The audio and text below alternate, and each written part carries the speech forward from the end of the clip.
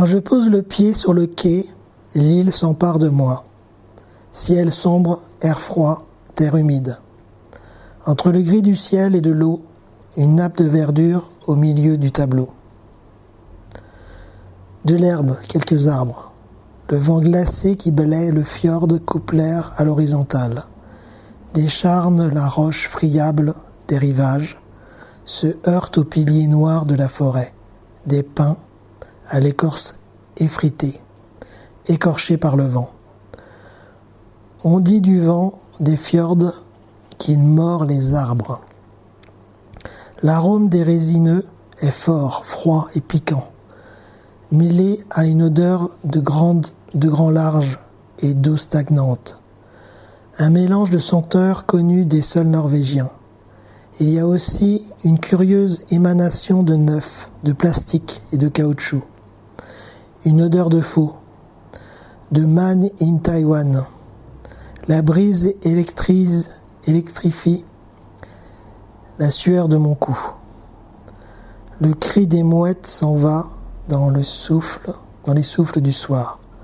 Dans le lointain, le bruit d'un bateau à moteur. Encore plus loin, des cris d'enfants, des jeux. Sensation de vertige.